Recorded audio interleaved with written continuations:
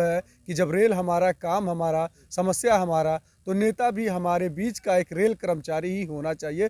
तभी लोहे लोहे को काटता है, वैसे एनपीएस का नेता ही एनपीएस को समाप्त करा सकता हैं वो अपने यूनियन को लेकर के काफ़ी सक्रिय और मुस्तैद दिखाई दे रहे हैं।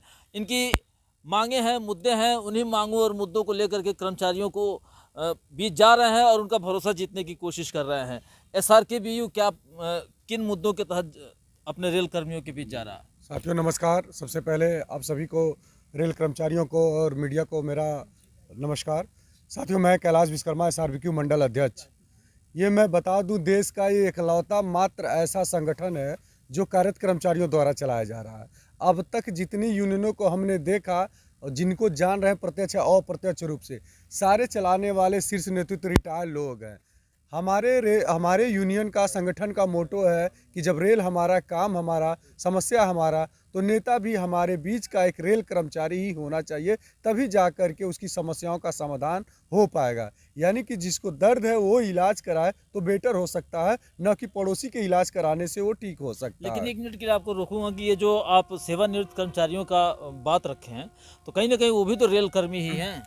जब वो रेल कर्मी थे तो थे, उस जमाने के ये रिटायर हैं जब कोयला और बॉयलर के जमाने का इंजन हुआ करता था, जब हाथ से सिग्नल दिखाया जाता था, जब लकड़ियों के स्लीपर हुआ करते थे, लकड़ियों की बोगी हुआ करती थी। साथियों, आज हाई स्पीड की एलएचबी गाड़ियां चल रही हैं। क्या समस्याएं वर्किंग टाइम पे प्लेस हो रही हैं, वो एक वर्किंग एम्प्लॉय ही जान सकता है, न कि एक कोयला और बॉयलर के ज़माने के रिटायर्ड नेता। हम मान लेते हैं अगर ये सही काम किए होते तो हम मान लेते कि हाँ, ये रेल हित में काम कर रहे हैं। दरअसल रेल हित में काम करना अगर इनको होता तो आज एनपीएस यूपीएस निजीकरण जैसा रोग नहीं लगता और ये रेल हमारा प्राइवेटेशन नहीं होता। मैं बता दूं साथियों, मैं छोटा सा एग्जाम्पल देना चाहता हूं, इस रेल को बेचने में इनकी कितनी बड़ी भूमिका है।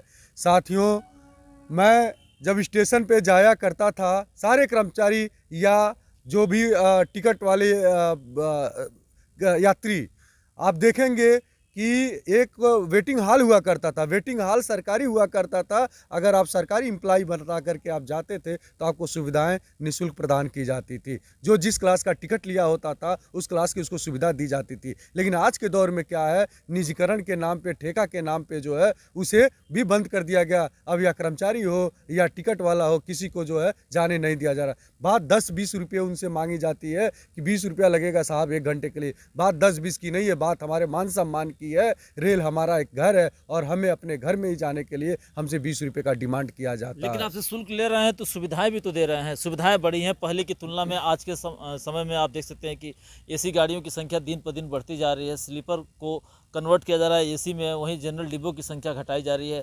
ये बढ़ती हुई लोगों की इनकम का ही परिणाम है कि आज हमारा देश 5 ट्रिलियन इकॉनमी बनाने की बात कर रहे हैं। बात आपकी सही है। इंजनों को डिजिटलाइज किया जा रहा है। अगर उनकी सुविधाओं को बढ़ाया जा रहा है तो क्या यूनियन के नेताओं को नहीं बदलना चाहिए? आज के दौर के तो होना चाहिए कि रिटायर नेता ही चलाते रहेंगे इस रेल को। जो है, रिटायर नेताओं को वक्त आ गया घर बैठाने की।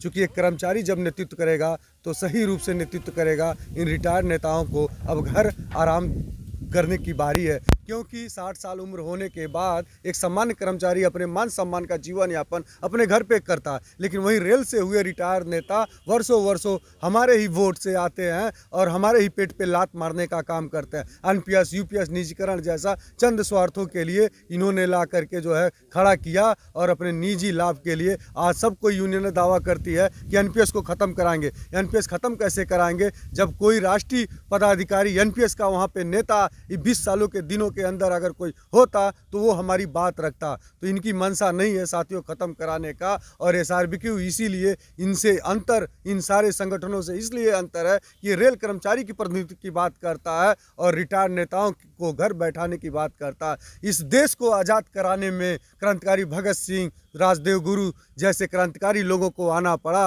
अंग्रेजों तुम देश छोड़ो जैसे आंदोलन चलाना पड़ा। ठीक उसी प्रकार से एसआरबीक्यू आई है इस पूरे रेल में से, पूरे भारतीय रेल में से रिटायर्ड नेताओं से रेल को मुक्त कराने के लिए। ये रिटायर्ड नेता किसी अंग्रेज से कम नहीं। अंग्रेजों ने देश को लूटा था, रिटायरों ने इस रेल को लूटा है। आज एनपीएस यूपीएस निजीकरण जैसे रोग से ग्रसित है और रेल आज आखिरी सांसें कर रही है। बड़ी बात इन्होंने बताई है कि ये जो रिटायर्ड इन्हीं के सहकर्मी हैं, इन्हीं के कलीग्स रहे हैं, इन्हीं के सीनियर्स रहे हैं, वो रेल हित में, कर्मचारियों के हित में जो निर्णय लिए जाने चाहिए थे वो निर्णय नहीं लेने। मैं आपसे एक प्रश्न ये पूछना चाहूँगा कि वो सिर्फ एक रिटायर्ड कर्मचारी नहीं है, बल्कि उनके पास एक रिटायर्ड अनुभव भी है। क्या उस अनुभव को आप नेतृत्व के रूप में नहीं इस्तेमाल कर सकते? बिल्कुल उनका स्वागत है।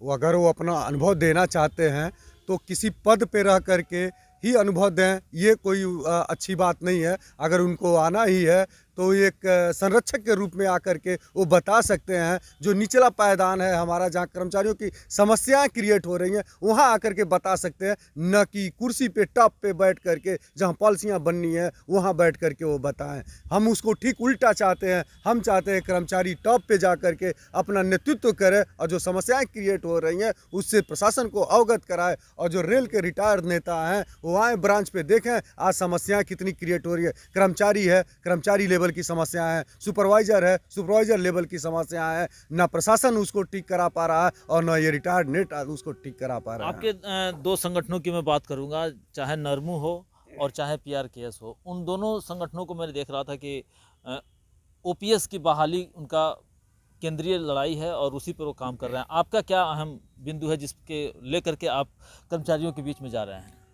मैं बता दूं, जो ओपीएस की लड़ाई है ये 2004 से इसकी न्यू बढ़ी। इसके पहले सारे कर्मचारी जो एम्प्लॉई आता था उनको ओपीएस मिलता था और ओपीएस लेकर के ही रिटायर होता था। इस रोग को ग्रसित किया गया 2004 में। उस समय एआरएफ एनएफआईआर दोनों फेडरेशनें थीं और इन लोगों ने ही एनपीएस को जो है लाया, और इन एनपीएस को लाने के बाद जब उसमें खामियां आने लगी तो फिर इन्होंने जो है उसको बदलने का जो है प्रयास किया। लेकिन अगर सही रूप से प्रयास किए होते तो उसको यूपीएस लेकर के नहीं आए होते, ओपीएस दिलाए होते। इसमें इन लोगों की मंशा अगर रही होती कि नहीं एनपीएस को समाप्त कराया जाए तो एक एनपीएस का पदाधिकारी देते और वो एनपीएस वाला पदाधिकारी एनपीएस की सही लड़ाई लड़ता। जैसे लोहे को काटता है वैसे एनपीएस का नेता ही एनपीएस को समाप्त करा सकता है। आपके भी मांग में यही मुख्य बिंदु है कि हम कहीं ना कहीं ओल्ड पेंशन स्कीम को ही रिलीज कराएंगे। मैं एक बार फिर पुनः बता दूं कि इसके राष्ट्रीय महासचिव जो सबसे टॉप पे बैठने वाले जो राष्ट्रीय महासचिव हैं श्री विकास गौर जी, वो भी एनपीएस के कार्यरत कर्मचारी हैं। और ये देश के राष्ट्रीय लेवल पे पहली बार ऐसा होगा कि एनपीएस का कोई कर्मचारी उस कुर्सी पे जाएगा और एनपीएस को ख़त्म करा करके ओपीएस बहाल कराएगा। ये हमारी मुख्य मांग है। एसआरकेपी के कर्मचारी जो है वो क्यों विश्वास करे, कोई एक वजह बताइए। क्योंकि जिस प्रकार मालिक जो होता है अपने घर को हमेशा से अच्छा और बढ़िया बनाने का काम करता, उस तरह से रेल हमारा घर है, हमारा परिवार है। हम हर हाल में हर संभव कोशिश करेंगे कि हम कर्मचारियों को बेहतरीन सुविधाएं दिया पाएँ। हम सत्ता में नहीं थे फिर भी 19 टेक्नीशियन की 18 की जीटीसी की वैकेंसी थी। किसी ने बताया कि जोनल अध्यक्ष अमरजीत प्रसाद जी हैं, एक बार आप उनसे जा कर के मिलिए। उन्होंने 6 महीने के अंदर लेबर कोर्ट से लड़ करके उन्होंने वो टेक्नीशियन की ज्वाइनिंग कराई। और ये मुद्दा जो मौजूदा टाइम में यूनियन है उनके पीएनएम का एजेंडा था, उन्होंने करा नहीं पाया। साथियों, इस तरह से एसआरबीक्यू हमेशा से कर्मचारियों के लिए हर जगह पे काम किया है और कंधे से कंधा मिला करके काम किया है। ये साथियों, ये 5 साल पे चुनाव होता है। रिटायरों को आपने बार बार देखा, कर्मचारियों वाली यूनियन को एक बार मौका दें और विश्वास करें, यकीन करें कि कर्मचारी ही कर्मचारी हित में काम कर सकता है। इनकी बातों से कर्मचारी कितना लामबंद हो पाएगा और कितना इनके पक्ष में वोटिंग कर पाएगा, ये तो वोटिंग वाले दिन के परिणाम के बाद पता चलेगा। फिर तो इतना ज़रूर है कि कहीं ना कहीं इनके भी नेतृत्व में और इनके भी कार्यप्रणाली में ओपीएस और कर्मचारी हित को मुख्य मुद्दा बना करके लड़ाई लड़ी जा रही है। खबर आपको कैसी लगी, इस संदर्भ में अपनी राय ज़रूर दें।